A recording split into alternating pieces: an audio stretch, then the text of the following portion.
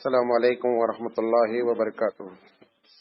الحمد للہ رب العالمین والعاقبۃ للمتقین والصلاة والسلام علی رسولہ الکریم۔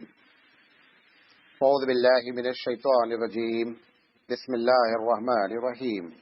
لقد کان لکم فی رسول اللہ اسوۃ حسنہ، صدق اللہ العظیم۔ محترم حضرات، آج جو ہے وہ سیرت پر سلسلے وال تقریر کا جو ہے وہ چوتھا درس ہے۔ ہم اس لیے بیان کر دیتے ہیں کہ آئندہ کبھی سنیں تو اسے معلوم ہو کہ ہم سے کتنا مس ہوا ہے۔ کل ایک بات جو ہے وہ تھوڑی سی غلط فہمی میں ہو سکتا ہے کہ کسی کے دماغ میں آ گئی ہو۔ جب ابراہیم علیہ السلام نے یہ بات کہی کہ چوکھٹ بدل دو، تو بعض لوگوں نے کے دماغ میں یہ بات آ سکتی ہے کہ اگر باپ کہے تو بیٹے کو طلاق دینا لازم ہے۔ یہ قطعی مسئلہ نہیں، یہ مسئلہ قطعی نہیں ہے۔ اگر باپ کہتا ہے اس کے بعد بیٹا دیکھے گا کہ باپ کا کہنا صحیح ہے غلط ہے، وہ ڈیسیژن خود لے گا۔ اور اگر باپ کے کہنے کے بعد بیٹا ڈیسیژن نہیں لیا طلاق دینے کا، تو نافرمانی کے لسٹ میں داخل نہیں ہوگا۔ تو وہ مسئلہ تھوڑا سا تھا، ہم نے کہا لاؤ اس کی وضاحت کر دیں، کہیں ایسا نہیں ہے کہ لوگ سمجھیں کہ باپ، کیونکہ باپ کبھی کبھی کیا ہوتا، بہو سے نہیں بن رہی انہیں بولتا اسے چھوڑو تو میں دوسری لاتے تمہارے لیے، اس لیے بولتا وہ، کیونکہ انسان جو ہے کوئی بھی بولے، بیوی جو ہے وہ اس کی ہے۔ اچھا، بہرحال ہم نے کل آپ کو جہاں پہ لا کر کے چھوڑا تھا وہ یہ تھا کہ حضرت عبد المطلب نبی اکرم صلی اللہ علیہ وسلم کے دادا جان نے دوبارہ زمزم کی کھدائی کی، یاد ہے یہاں تک بات کی تھا؟ اور اس کے وقت انہوں نے ایک قسم مانی تھی، جب انہوں نے دیکھا کہ ہمارا بیٹا سب سے بڑا ایک ہی ہے، اس لیے لوگوں نے ہم کو ستانے کی فکر کی، تو انہوں نے سوچا کہ اگر ہمارے پاس لاٹھی کی طاقت ہوتی تو آج یہ ہم سے ایسی بات نہیں کرتے۔ تو انہوں نے اس جوش میں آ کر اللہ تعالیٰ کے سامنے یہ نظر مانی کہ اللہ اگر ہم کو 10 بیٹے ہو گئے تو ہم ایک بیٹا آپ کے راستے میں قربان کر دیں گے۔ وہ اتفاق ایسا ہوا کہ عبد المطلب کو 10 بیٹے ہوئے۔ جب 10 بیٹے ہو گئے تو ان کو اپنی قسم یاد آئی۔ قسم یاد آئی تو انہوں نے اپنے بیٹوں کو بلا کر کے میٹنگ کی کہ بیٹا یہ میں نے قسم کھائی تھی، یہ بتاؤ کہ تم لوگ تیار ہو کہ نہیں؟ انہوں نے کہا آپ نے قسم کھائی ہے، آپ جس بیٹے کو چاہیں ذبح کرو۔ آپ یہ نہیں سمجھیں کہ آج آپ ہی فرما بردار ہیں، بہت اس کے پہلے بھی فرما بردار لوگ رہ چکے ہیں، آپ سے زیادہ رہ چکے ہیں۔ کافر کی حالت میں بھی فرما برداری اپنی جگہ ہے، کفر اپنی جگہ ہے۔ تو انہوں نے کہا کہ ایسا ہے کہ اس میں سے ہم پرچی ڈالتے ہیں، جس کو آپ قرعہ کہتے ہیں عربی میں، کہ اس کو ہم پرچی ڈالتے ہیں، جس کا نام نکلے گا ہم اس کو قربان کر دیں گے۔ سب نے کہا ٹھیک ہے، سب کا نام لکھ کر کے، وہ اس کا ایک اسپیشلسٹ ہوتا تھا جو پرچی نکالتا تھا، وہ بلایا گیا، اس نے نام نکالا، نام نکلا عبداللہ کا، نبی اکرم صلی اللہ علیہ وسلم کے والد محترم کا نکلا۔ عبداللہ کو جو ہے، ان کے جو بہت سے بھائیوں میں جو ابو طالب تھے، حضور کے جو چچا بھی ہیں، ان کے سگے بھائی ہیں، ابو طالب سے بہت بنتی تھی عبداللہ میں۔ تو ابو طالب نے کہا کہ دیکھو ابا جان، یہ عبداللہ کو جو ذبح کرنے کی بات ہے نا بھائی، یہ چلے گی نہیں، ہم ان کو ذبح ہونے نہیں دیں گے۔ تو انہوں نے کہا بیٹا میں نے قسم کھائی ہے اور تم سب راضی ہو نا، ان کے علاوہ کسی کو کر دو لیکن عبداللہ کو نہیں کرنے کا۔ اچھا، عبداللہ کا جو ننیال تھا وہ بھی ذرا اسٹرانگ تھا۔ جب ان کو معلوم ہوا کہ ہمارا نواسا جو ہے وہ قرآن میں آ گیا ہے تو انہوں نے بھی مخالفت کی۔ تو عبد المطلب نے کہا کہ یہ بتاؤ کہ کیا جائے؟ تو انہوں نے کہا کہ وہ عورت جس کے پاس ہم اپنے مسئلہ حل کرتے ہیں، وہ جو کنواں والا مسئلہ بھی لے گئے تھے نا، بتایا تھا، کہا اس کے پاس چلتے ہیں اور دیکھتے ہیں کہ وہ مسئلے کا حل کیا بتاتی ہے۔ گئے اس کے پاس پہنچے تو اس نے بتایا کہ پوری بات بتا دی انہوں نے، ہم نے قسم کھائی، نام ان کا نکلا ہے۔ تو اس نے کہا اچھا یہ بتاؤ تمہارے یہاں بلڈ منی کتنا ہے، دیت، کہ اگر ایک آدمی کو کوئی آدمی انجانے میں مار دے تو اس کے بدلے میں کیا تم دیتے ہو، کتنا پیسہ؟ تو انہوں نے کہا ہم 10 اونٹ رکھتے ہیں۔ تو انہوں نے کہا ایک طرف عبداللہ کا نام رکھو، ایک طرف 10 اونٹ رکھو، اگر 10 اونٹ پر پرچی نکل آوے تو عبداللہ کے بدلے میں 10 اونٹ دبا کر دو، اور اگر عبداللہ کا نام پھر نکل آیا تو 10 اونٹ اور بڑھا دو، 20 کر دو، اور اب پھر تیسری مرتبہ نکل آیا تو 30 کر دو. ایسے اس وقت تک 10 اونٹ بڑھاتے رہو جب تک کہ پرچی اونٹ کے نام نہ نکل آوے. ان کا ٹھیک ہے. بہرحال وہاں سے آ گئے. اب یہ اس کے بعد پرچی ڈالی تو پرچی نکلی پھر عبداللہ کے نام. اب انہوں نے 10 اونٹ اور بڑھا دیے، بڑھاتے 20 بڑھائے، پھر عبداللہ، 30 بڑھائے، پھر عبداللہ کے نام پرچی، 90 بڑھائے، پھر عبداللہ کے نام پرچی. جب 100 اونٹ رکھ دیا تو پرچی نکلی 100 اونٹ کے نام. کہ صاحب 100 اونٹ ذبح کر دو اور عبداللہ کو کیا کر دو، چھوڑ دو. تو عبد المطلب نے کہا ٹھیک ہے ہم 100 اونٹ اللہ کے راستے میں قربان کر دیں گے. بہرحال انہوں نے 100 اونٹ اللہ کے راستے میں قربان کر دیا اور عبداللہ جو ہے وہ بچ گئے.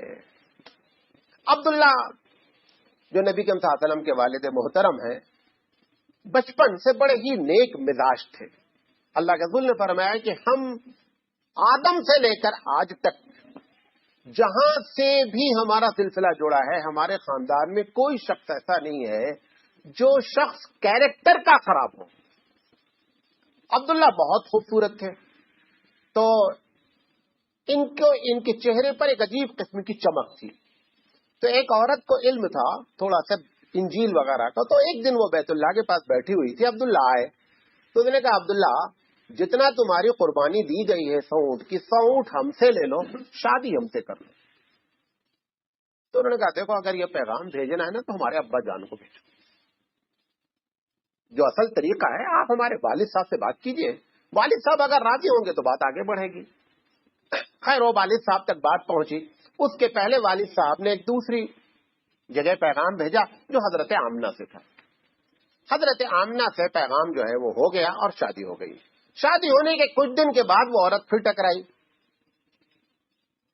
وہ جس نے آفر کیا تھا کہ ہم 100 اونٹ تم کو گفٹ کریں گے، ہم سے شادی کر لو، تو جب وہ حضرت عبداللہ کو دیکھی تو کوئی اس نے لفٹ ہی نہیں دیا. اسے یہ نہیں معلوم تھا کہ ان کی شادی ہو گئی ہے. تو عبداللہ نے پوچھا کہ یار اس دن تو تم نے ہم کو بڑا وہ کیا تھا اور آج تم کوئی لفٹ ہی نہیں دے رہی ہو. تو اس نے کہا کہ ایسا ہے کہ تمہارے چہرے پہ جو نور تھا نا وہ ٹرانسفر ہو گیا، جس کی وجہ سے ہم اٹریکٹ ہوئے تھے وہ نور رہ نہیں گیا. یہ جتنی باتیں میں بیان کر رہا ہوں اس میں تھوڑا بوڑا ضعیف حدیث ہے، لیکن بہت سے لوگوں نے ان روایتوں کو نقل کیا ہے.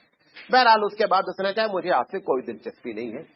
نبی کریم صلی اللہ علیہ وسلم کے والد محترم جب ان سے آمنہ سے شادی ہو گئی، شادی ہونے کے کچھ ہی دن کے بعد انہوں نے مدینے کا سفر کیا. ایک روایت میں آتا ہے، ایک روایت میں یہ آتا ہے کہ عبد المطلب نے کہا کہ جاؤ یار مدینے کی کھجوریں بڑی اچھی ہوتی ہیں، کچھ 2-4 کنٹل وہاں سے کھجور لے آؤ. تو عبداللہ کو بھیج دیا. دونوں روایتیں ہیں کہ تجارت کی غرض سے شام گئے اور واپسی میں مدینے میں ان کی طبیعت خراب ہو گئی. کس کی؟ عبداللہ کی. اور وہیں پر ان کا انتقال ہو گیا. نبی کریم صلی اللہ علیہ وسلم ابھی 7 ماہ کے تھے حمل سے. ادھر عبداللہ کا انتقال ہوا. اب جب حضرت آمنہ کو یہ بات معلوم ہوئی تو آمنہ بہت رنجیدہ ہوئی. بہرحال یقینی بات ہے کہ موت کے آگے کسی کا کچھ چلنا نہیں ہے. اس پر لوگوں نے خوب لکھا کہ ایسا اللہ نے کیوں کیا. نبی کریم صلی اللہ علیہ وسلم کو یتیمی حالت میں پیدا کرنا، پھر تھوڑے دن میں امی کی بھی وفات ہو جانا، پھر دادا جان جو لک آفٹر کی دیکھ بھال کر رہے ان کا بھی انتقال ہو جانا، یہ سارے سسٹم اللہ نے کیوں کہ اس پر ایک چھوٹی سی بات کر کے ہم آگے بڑھتے ہیں.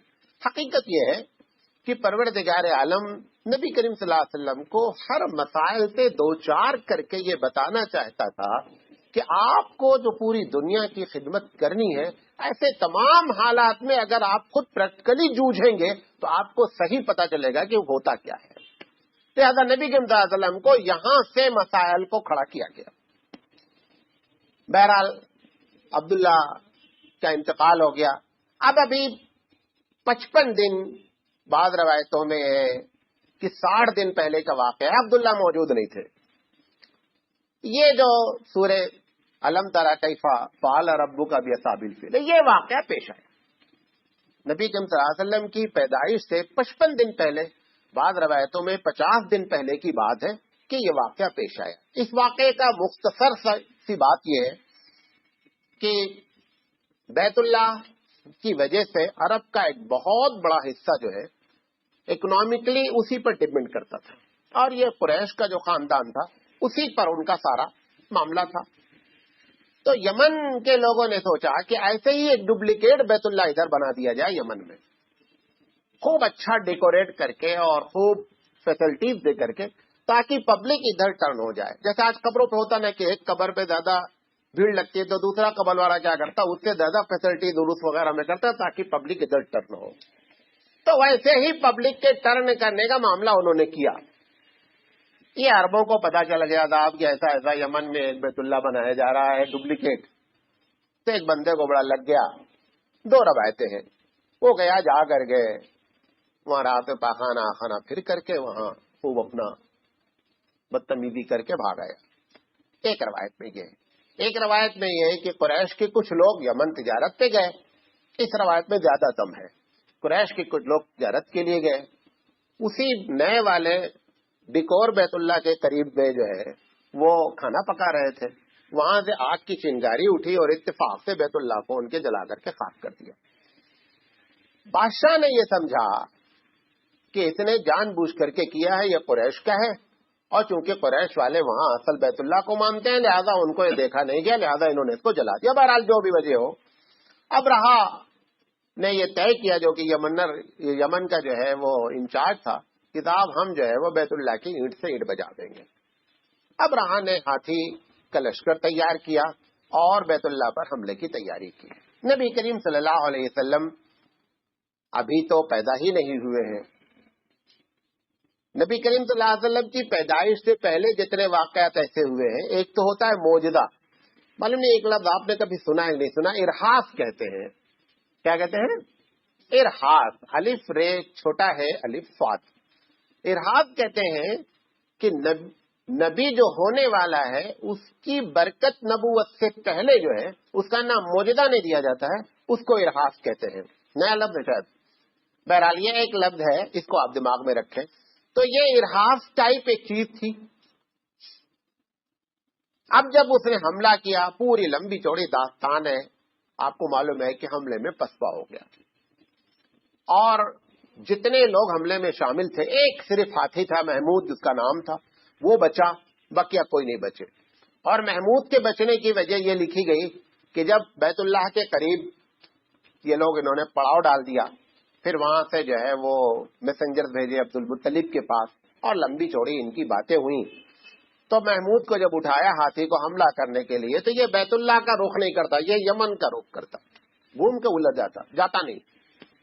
بہت مارا اس کو اس نے، پہلوان نے بہت مارا، لیکن بیت اللہ کی طرف جانے کے لیے ہاتھی یہ تیار نہیں. لہذا جتنے ہاتھی آئے تھے وہ سارے کے سارے وہ کیمیکل اللہ نے ڈالا کہ وہ جس پر گرتا تھا گل جاتا تھا. وہ چھوٹے چھوٹے دانے تھے. اللہ تعالیٰ کو مارنے کے لیے ضروری نہیں بڑی بڑی تلوار ہی لے، وہ چھوٹا سا معاملہ کر دیتا، بس 1,00,000 2,00,000 آدمی کیا ہوتے کنارے ہو جاتے ہیں. تو پروردگار عالم نے بیت اللہ کی حفاظت کی، اور عبد المطلب نے جو اس تاریخی جملے کو کہا کہ اللہ یہ تیرا گھر ہے.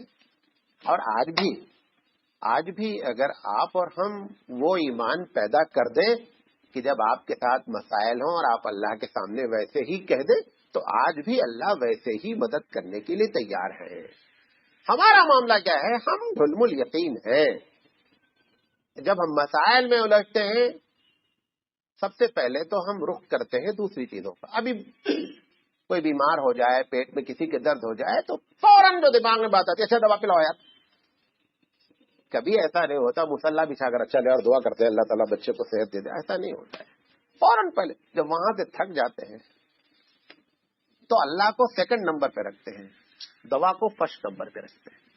تو عبد المطلب نے اللہ کو پہلے نمبر پہ رکھ کر کے پہلا ہی آخری نمبر کہ اللہ آپ کا گھر ہے، آپ اس کی حفاظت کریں. اللہ نے کہا ٹھیک، تمہیں اپنے گھر کی حفاظت کرو، میں اپنے گھر کی حفاظت کرتا ہوں. اللہ نے اپنے گھر کی حفاظت کر لی، پورا لشکر تباہ ہو گیا.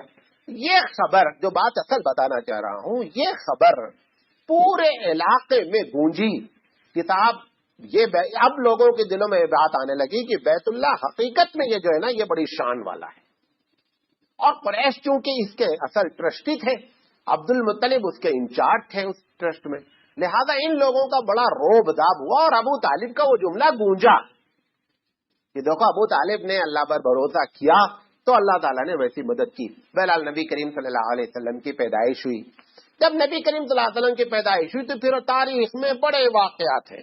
اصل میں ہوتا یہ ہے نا کہ جب آدمی کسی سے عقیدت اور محبت میں بہت زیادہ چلا جاتا ہے تو پھر یہ نہیں دیکھتا کہ جھوٹ کیا ہے سچ کیا ہے. آج پیپر میں دیکھ رہا تھا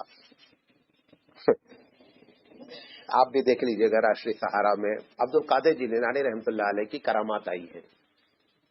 ایک پیج میں اس نے کرامت لکھی ہے. حالانکہ عبد القادر جیلانی رحمۃ اللہ علیہ بہت پائے کے بزرگ ہیں اور سنت میں نمبر 1 پر ہے، سنت کے پیروکار ہیں. لکھا ہے 15 سال تک ایک پیر پہ کھڑے ہو کے نماز پڑھتے رہے، 1-2 دن نہیں، اور ایک رکعت میں ایک قرآن پڑھتے تھے. ایک رکعت میں ایک قرآن پڑھے تو 12 گھنٹہ چاہیے. 25 منٹ قرآن میں لگتا ہے جو بغیر سمجھے پڑھتا ہے. سمجھ کر پڑھنے کا تو کوئی ٹائم ہی نہیں کتنا لگ سکتا ہے، بغیر سمجھے پڑھے تو 25 منٹ لگتا ہے. 25 کو 30 سے انٹو کر دو تو منٹ آ جائیں گے، منٹ کو 12 سے ڈیوائڈ کر دو تو گھنٹے آ جائیں گے. تو گھنٹے 12 بنتے ہیں. 12 گھنٹے کی رات ہوتی، ایک ہی رکعت پڑھ سکتا بندہ، دوسری نہیں پڑھ سکتا. یہ اس قسم کے جب واقعات کیا ہوتے ہیں کہ جب آدمی کسی سے غلو کرتا ہے تو اس قسم کے واقعات آتے رہتے ہیں. اب جب نبی کی یقینی بات ہے، نبی کی شان تو بہت اعلیٰ اور عرفہ ہے. عبد القادر جیلانی رحمۃ اللہ علیہ اور نبی کا کوئی موازنہ ہی نہیں ہے. اور بھی اس میں ایک لکھا ہوا ہے عبد القادر جیلانی کا، لکھا ہے کہ ایک صاحب کی لڑکی تھی تو انہوں نے جا کر ان سے کہا کہ حضرت آپ دعا کر دیں کہ لڑکا ہو جائے. شاہجہاں ایک جتنی لڑکی تھی سب لڑکا ہو گئے. جو پہلے پیدا ہوئے ہیں، جو لڑکی پیدا ہو چکی تھی آلریڈی، وہ سب لڑکے ہو گئے ہیں، جا کر دیکھ لیں. یہ کوئی بات عبد القادر جیلانی رحمۃ اللہ علیہ نے کہیں لکھا ہی نہیں. سب چھوڑنے والوں نے چھوڑا. کرناٹک کے میں نہیں کیا بات، خوب چھوڑتا تو ویسے چھوڑا لوگوں نے. ایک دم چھوٹ، سراپا چھوٹ ہے. اور یہ بھی آپ کو ایک اصول بتا دیں، اگر ایسے کسی بزرگ کے واقعات ہو بھی جائیں، خدا نہ خواستہ بفرض محال، تو کبھی بھی نہ اس کو بیان کرنا چاہیے نہ اس کی تبلیغ کرنی چاہیے. ہو سکتا ہے، ممکنات ہے کہ کبھی بات چیز ایسی ہو جائے. بعض حدیثوں میں ایسے واقعات ہیں، نبی کے علاوہ صحابہ کرام سے بعض ایسے واقعات ہیں، اس کی تبلیغ نہیں ہوتی ہے. مولانا ثانی رحمۃ اللہ علیہ کہتے ہیں کہ ایسے واقعات اگر آپ بیان کرنا شروع کرتے تو لوگوں کے عقیدے متزلزل ہوتے ہیں، ہلتے ہیں، عقیدے میں فتور آتا ہے، اللہ پر سے اعتماد توکل ہٹ جاتا ہے، دوسری جانب چلا جاتا ہے. لہذا ایسی تمام چیزوں سے پرہیز کرنا چاہیے. بہرحال نبی کریم صلی اللہ علیہ وسلم کی پیدائش کے وقت کے بہت سے واقعات آپ تاریخوں میں پڑھیں گے. ان میں سے ہمیں کسی بات پر اتفاق نہیں ہے سوائے 3 کے. وہ 3 میں بیان کر دیتا ہوں. باقی جتنے واقعات ہیں اس پر اکثر جو اسکالرس ہیں، جو حقیقت میں جو ہے وہ تصنیف نگار ہیں اور سیرت نگار ہیں، ان لوگوں نے زبردست کمنٹ کیا ہے. کتابیں تو سیرت پر بے شمار ہیں، اس میں سے چند واقعات کو، 2 یا 3 واقعات کو لوگوں نے ایتھنٹک مانا ہے کہ یہ واقعات ہوئے ہیں. ایک واقعہ یہ ہے کہ حضرت آمنہ خود فرماتی ہے، نبی کریم صلی اللہ علیہ وسلم کی والدہ محترمہ، کہ نبی کریم صلی اللہ علیہ وسلم جب پیدا ہوئے تو ایک عجیب قسم کا نور پیدا ہوا اور اتنا اجالا ہوا کہ پورا گھر اجالا ہو گیا اور مجھے شام کے محلات تک نظر آئے. یہ ایک روایت ہے. اس روایت کو بہت سے لوگوں نے نقل کیا ہے، لہذا اس کے صحیح ہونے کے چانسز ہیں. ایک روایت. دوسری روایت یہ ہے کہ فارس کا آتش کدہ جو 1000 سال سے، چونکہ وہ لوگ آگ پرست تھے، آگ کی پوجا کرتے تھے، تو جس آگ کو پوجا کی جاتی تھی وہ لگاتار جلتی رہتی تھی، بجھتی نہیں تھی. وہ 1000 سال سے جل رہی تھی. جس وقت نبی کریم صلی اللہ علیہ وسلم دنیا میں تشریف لائے وہ آگ بجھ گئی. وہ آگ بجھ گئی. اس پر پھر ان کے بادشاہوں نے میٹنگ کی کہ یہ پتہ لگایا جائے کہ کیا واقعہ پیش آیا ہے. جب وہ میٹنگ کی تو اس میں ایک شخص نے کہا کہ حضرت آج ہم نے ایک خواب بھی دیکھا ہے. یہ واقعہ بھی صحیح ہے. اس نے کہا تم نے کیا دیکھا بھائی؟ اس نے کہا یہ دیکھا گیا ہے خواب.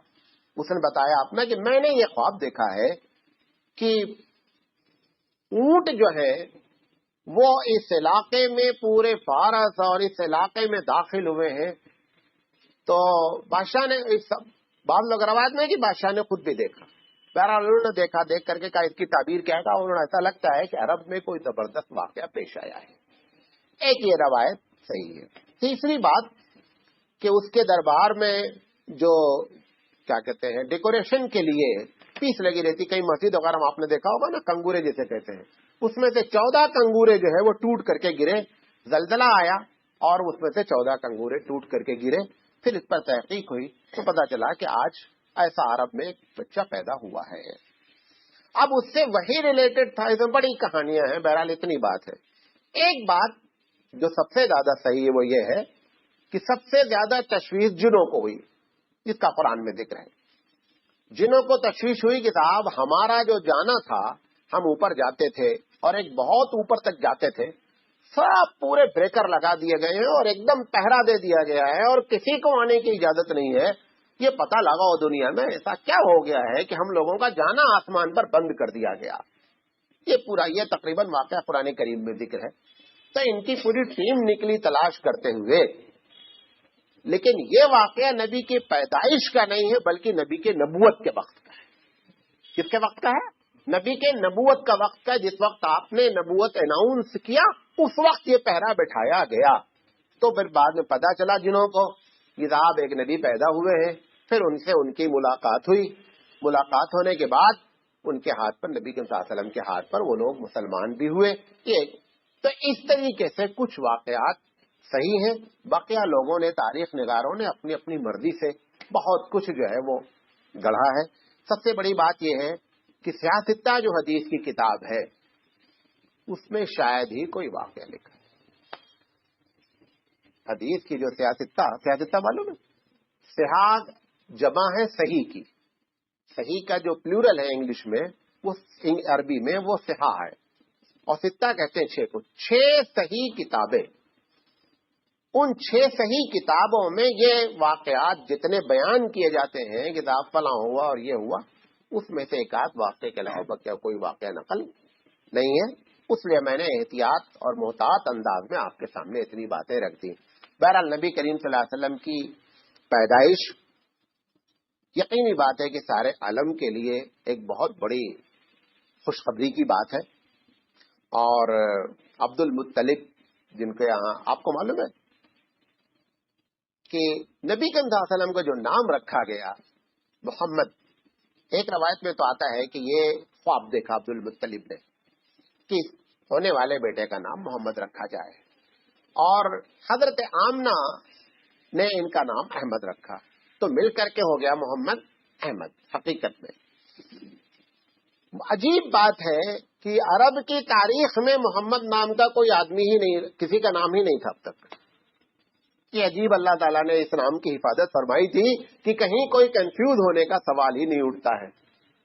اور پوری اس پر بعض لوگوں نے پوری بحث کی ہے, جرا کیا ہے, تحقیق کی ہے اور اس پر ریسرچ کی ہے باقاعدہ کہ محمد صلی اللہ علیہ وسلم جو محمد نام رکھا گیا یہ عرب میں کسی کا نام موجود نہیں تھا. لہذا نبی کے صلی اللہ علیہ وسلم کا یہ نام رکھا گیا.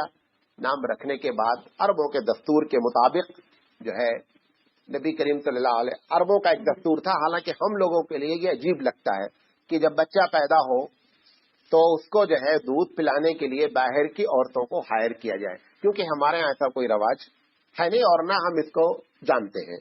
لیکن عربوں میں یہ بڑی کامن چیز ہے. وجہ اس کی کیا ہوتی ہے؟ خاص کر مکے کے, یہ جو مکے کے لوگ تھے ان کو اپنی زبان پہ بڑا ناز تھا, اسی لیے یہ اپنے کو عربی کہتے ہیں عرب, اور دنیا کو اجمی کہتے ہیں. اجمی کے معنی ہوتا ہے گونگا. عربی کا جو اپوزٹ ہے, جو ضد ہے, وہ اجمی ہے. اجمی کے معنی ہے کیا؟ گونگے کے. مطلب کیا کہ پوری دنیا گونگی ہے زبان کے لحاظ سے. اگر لٹریچر اور لٹریسی کسی کے پاس ہے تو ہمارے پاس ہے. اچھا, آپ سوال ہے کہ دنیا میں بڑی بڑی زبانیں ہیں, پھر وہ ان کو کہتے ہیں کہ حقیقت کیا ہے کہ تم اگر کسی چیز کو کہنا چاہو تو بہت سی چیز تم جب تک اس کے لیے دو دو تین تین لفظ نہیں بولو نا، تب تک اس کے اندر وہ معنی پیدا نہیں ہو سکتا ہے۔ عربی زبان ایک ایسی زبان ہے کہ ہم ایک ہی لفظ بولتے ہیں اور خود بخود اس کے معنی پیدا ہو جاتے ہیں۔ ایک مثال دیتا ہوں آپ کو تاکہ بات کلیئر ہو۔ اگر ایک آدمی سے آپ کہیں کہ ادعو لنا، بھائی میرے لیے دعا کرنا، کیا کرنا؟ میرے لیے دعا کرنا۔ اگر وہ جاہل قسم کا بچہ ہے، اگر وہ کہہ دے ادعو علیہ، مطلب کیا؟ ہمارے لیے بدعا کرنا، ہمارے لیے کیا کرنا؟ بدعا کرنا۔ ادعو علیہ، میں نے اس کے لیے بدعا کی۔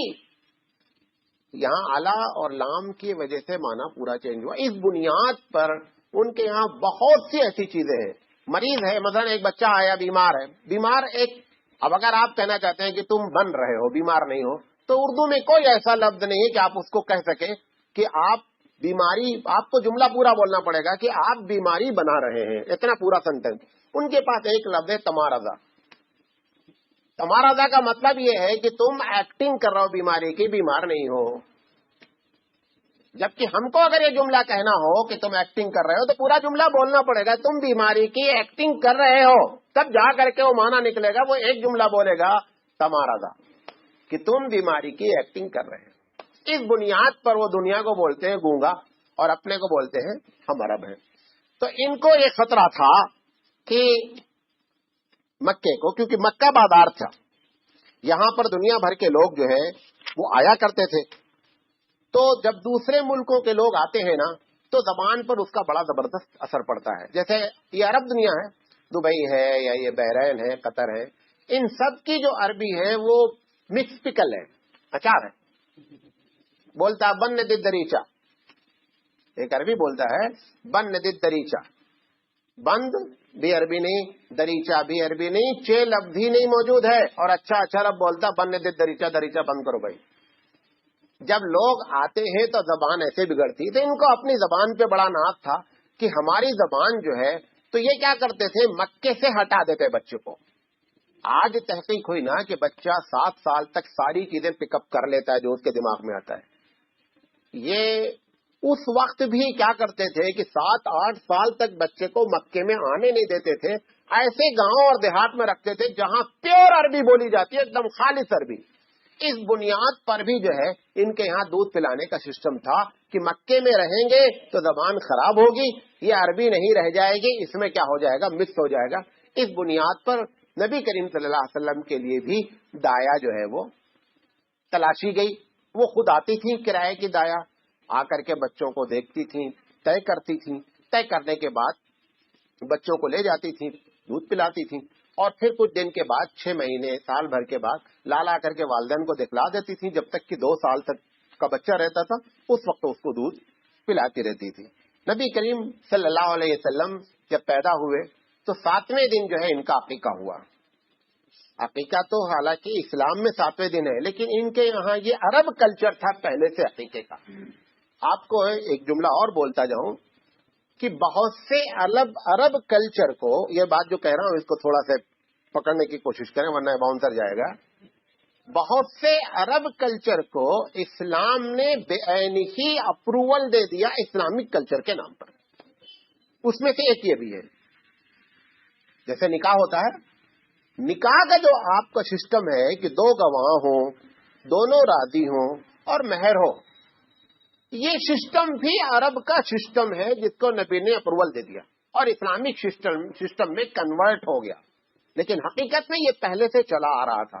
تو 7ویں دن عقیقہ ہوا۔ ایک روایت میں آتا ہے کہ 7ویں دن ختنہ ہوا، ایک روایت میں آتا ہے کہ نبی کریم صلی اللہ علیہ وسلم پیدائشی ختنہ سمیت پیدا ہوئے تھے، یہ بھی ایک روایت ہے۔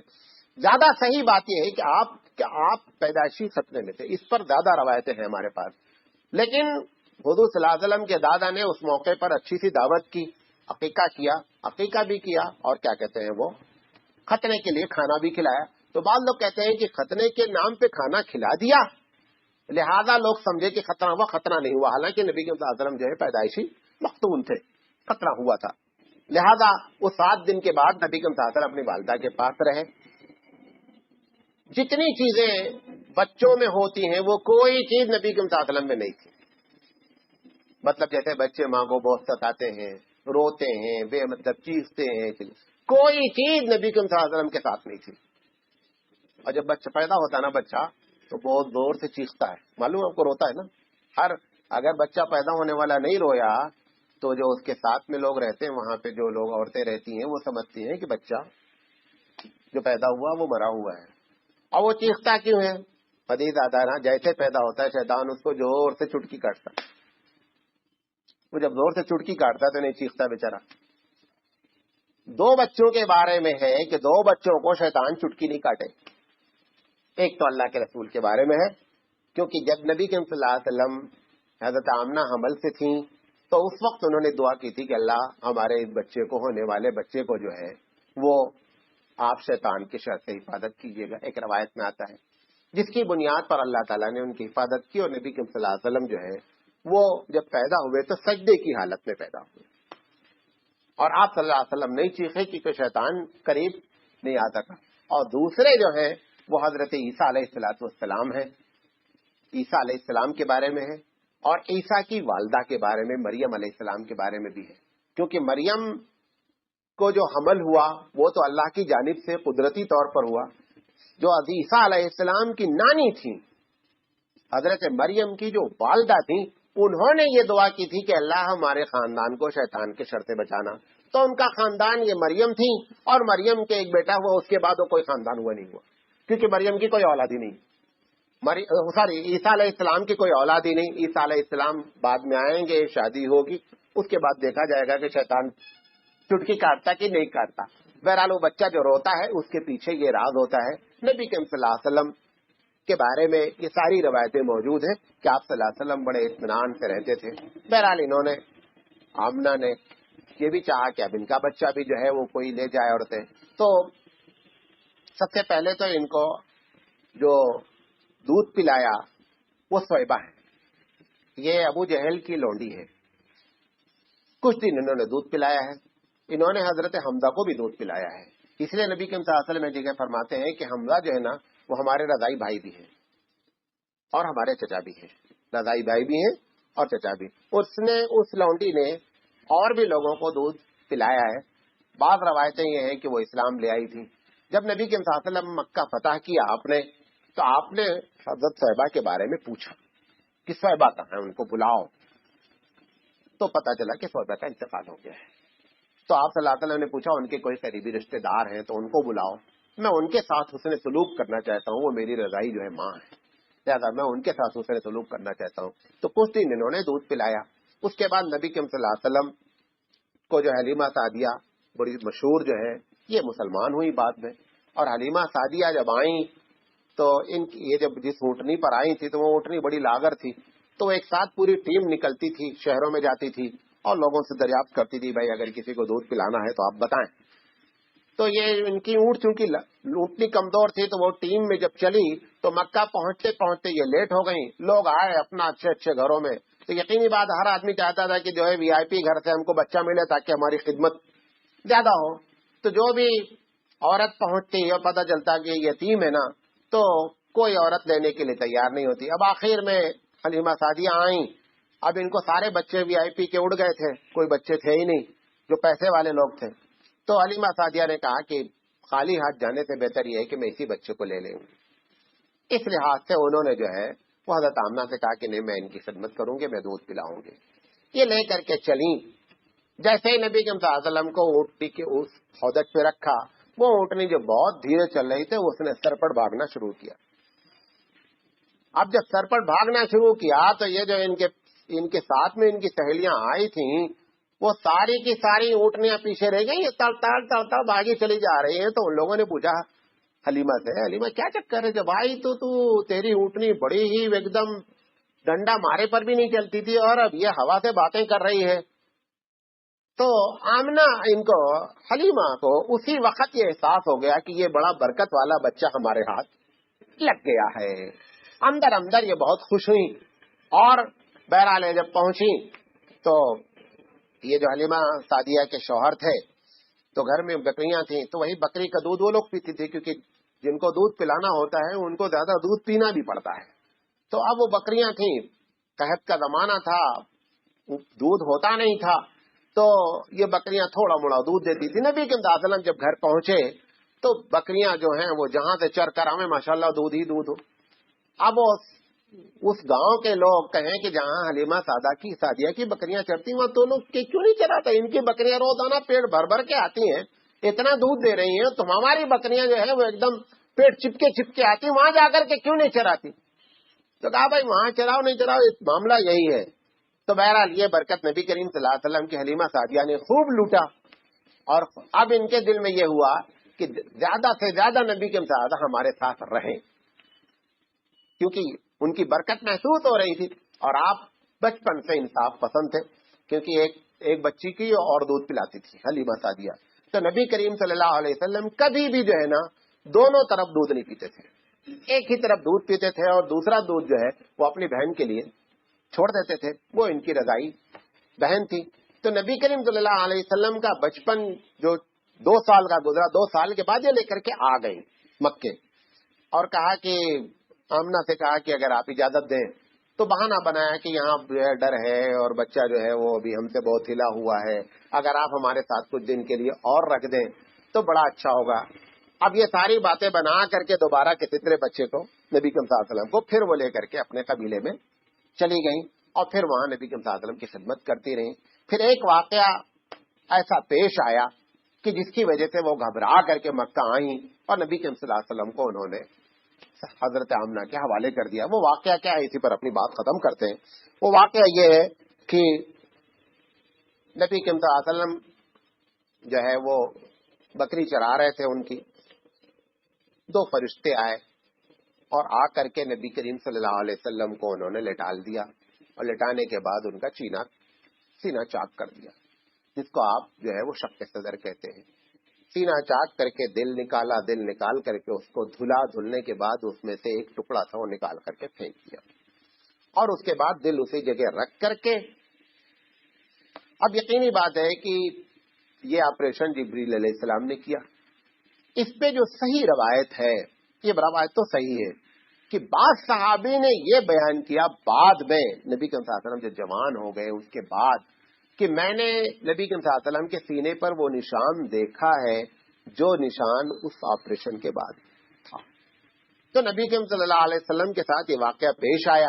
اب نبی کریم صلی اللہ علیہ وسلم کو کچھ نہیں خبر یہ کیا ہو رہا ہے.